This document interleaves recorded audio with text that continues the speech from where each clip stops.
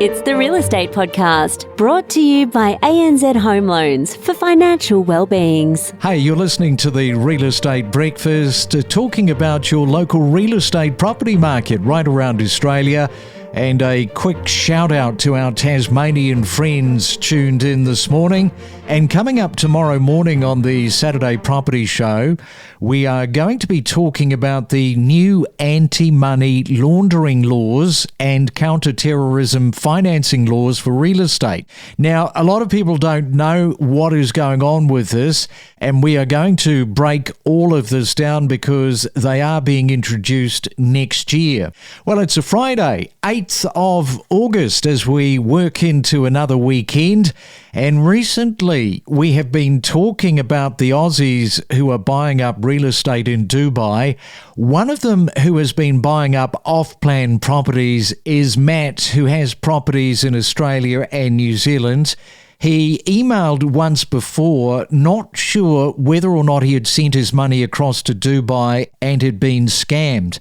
Now, on that occasion, we had Mario, a local real estate professional. You may have heard Mario before, who said, no, that is just the way business transactions are handled in Dubai. So for our Friday, let's welcome on to the Real Estate Breakfast Matt, who is the local Aussie investor. We've also got Mario here, because if you are looking at the Dubai property market, this will be of real value to you. Hey, good morning, Matt. Good day, Craig. Good day, Mario. Thanks for having me. Remind me, the first time you wrote in, you had a few questions for Mario. Yes, correct. So I've been a long time real estate investor, especially in New Zealand and Australia. When we were planning to diversify, we thought that Dubai might be a good option for us. When I was doing my research online, I came across with your podcast. By that time, we already had bought 2 properties, but we were having some doubts and concerns. And I wrote you an email about, how the process is and is it okay for them not to reply to me with the SPA on time and things like that. And you guys reassured me that everything is going to be all right, and turned out to be really good so far. Yes, I remember now, because Mario was saying right from the get-go, it's okay, don't worry. And I was sort of, I hope this is going to turn out okay. But yeah, it all turned out fantastic for you.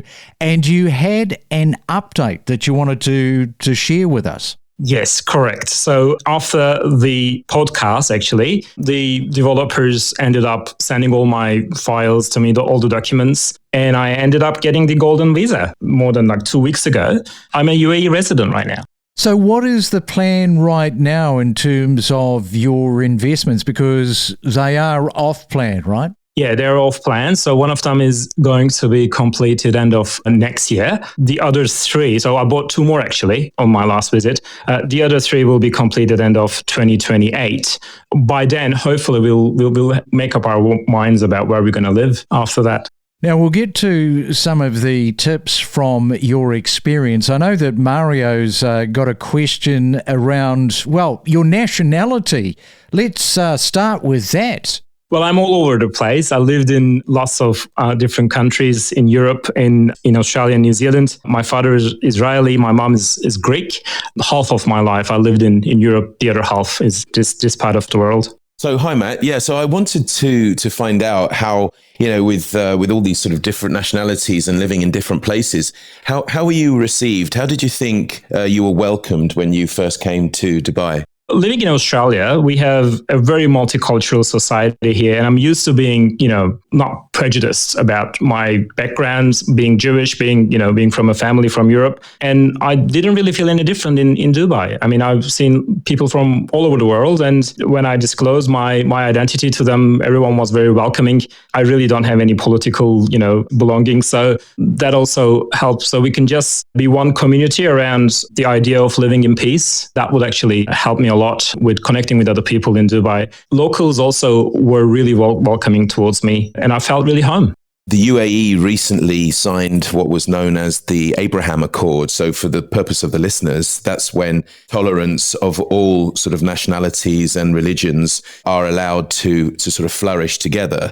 And there is, in fact, an area in Abu Dhabi where there are mosques, there are synagogues, there are churches where people can obviously go and practice their religion sort of in peace. So that's really good. I do have one other question which sort of came to mind as you were speaking earlier, when obviously you wrote into the podcast, and then I hopefully helped to alleviate your fears. You said that after the episode of the podcast that the developers actually got in touch and started to get their wheels in motion. My question is, do you think it was the podcast that pushed them? Do you think they were listening, or do you just think it was just naturally the time was right for them to do what they needed to do? Well, I have actually disclosed that to the customer service relationship people when I called them, and I said, look, there was this podcast. I already told them that, you haven't sent me the SPA yet. And I'm not sure if they have listened or not, but just it coincided with at the same time. Just 3 days later, I received all the documents. So you gave them a nudge. That was good. Power of the podcast. It was the podcast, man. No doubt about it. The whole experience. Let's just step over this, Matt, and for those that are listening that haven't gone through what you have gone, what can you share? The whole experience actually felt really casual, like too casual actually. So I was half expected to, the developers to confirm my payment with an emoji on a WhatsApp. In Australia, all the procedures are really, really very strict. So you need to have a lawyer to even sign a contract to purchase an off-the-plan property. When I, came across with all these sales agents and sending me WhatsApp messages of the contracts and everything, and I'm signing everything on my phone and then sending it back to them, it felt really casual. But then I realized that this actually comes from a mutual trust. And I think Dubai government is actually taking this very seriously. They don't allow any scams or any other things happening, especially when it comes to Dubai. And so once I got my documents, the contracts, and also there's another document called Ukud, I think. That's the confirmation of the plan contract with the Dubai Land Department. Once I had those things, I was able to apply for the Golden Visa. And that process was also, it felt like very casual and very smooth. Everything you do on the internet. They only require you to upload your passport and the Ukud, really, nothing else. So that actually was really, really good. And it took only, in total, 10 business days from the time that I applied to the time that I got my Emirates ID. What a relief, eh? Considering that you wrote to us in a little bit of a panic, sort of thinking, gosh, am I being scammed here? But all's well that ends well, as the saying goes. That's correct. It was kind of actually more than a panic, because I was thinking that, did I just send all my money to a WhatsApp group chat? Yeah. What Matt is saying is real. We do try to do things in as seamless way as possible. And it would appear to people from the outside who maybe are used to, especially, dare I say, Europeans who are, tied up with lawyers and notaries and systems. I'm just selling my house at the moment in the UK, and I know that what's in front of me is days and weeks and months of bureaucracy and all sorts. Whereas here in Dubai, we try to make it as seamless as possible.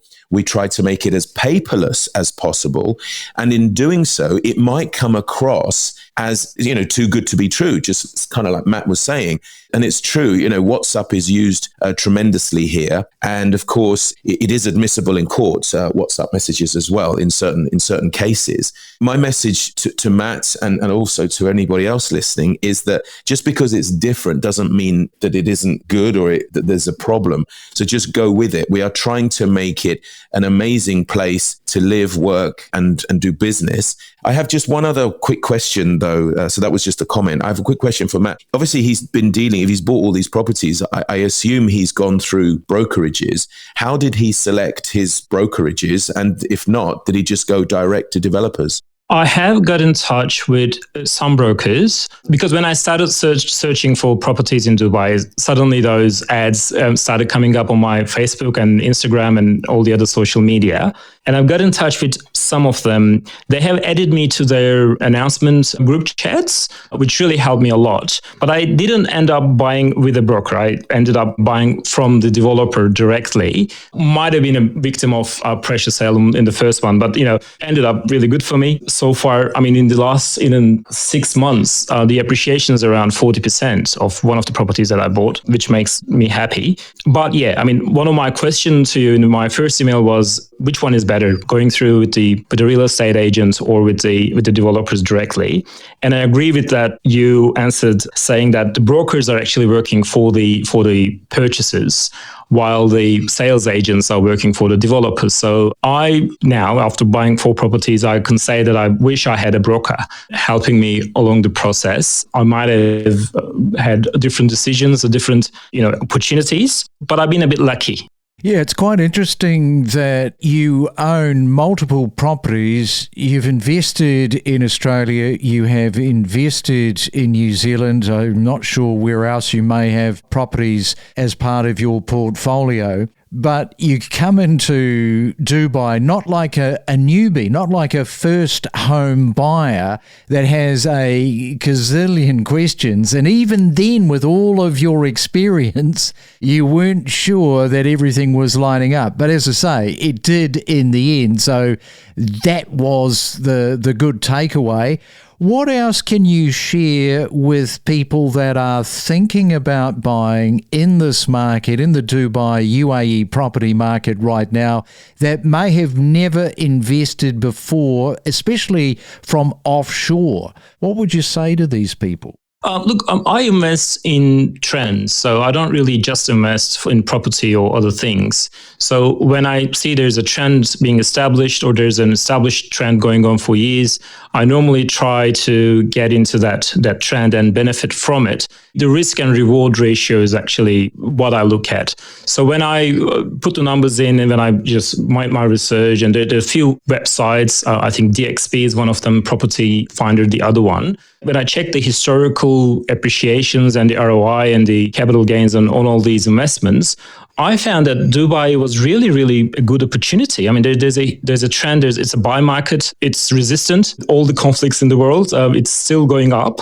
And I thought that Dubai is actually a really, really good opportunity for everyone. But everyone needs to do their own research and their homework. Of course, not every off-the-plan project is in equal opportunity. I found that the quality and not a lot of luxury, but some luxury is actually what gives a very good return. The reason why I bought the Sec 2 properties when I was there a couple of weeks ago was that I saw the end product of that developer, because until that time I only seen their websites, their projects, their brochures and everything, the 3D renders and everything, and I wasn't expecting the end product to be exactly the same of those 3D renders that they were showing me on those WhatsApp messages. And often that is the case. They just are pale by comparison, yet in this case, very, very nicely aligned, and anybody's going to be pleasantly surprised, and especially when you're saying that you're up by 40%. That's correct. I mean, those 2 developers that I went with, they are partnering with big brands, and they're really well known for their design touch to their properties and everything. So from outside, not even seeing them, those brochures actually make me buy from them. But after seeing what they established, what they already did, it made me trust them more, give them more money. Well, it is a wonderful story and so many positivities, as Mario highlights. And do stay in touch. We'll look forward to a part 2 for sure. Definitely. Look, huge thank you to you both. You demystified Dubai for me, and I made some very bold moves, but with your advice, it turned into something exciting and profitable and not very stressful. So you guys made me feel like I had like local uncles guiding me. They're really smart, well connected, and uncles who sound great on radio. Every week, unravel the real estate market to help guide your real estate journey. We connect you to the best real estate information across Australia. The Real Estate Podcast.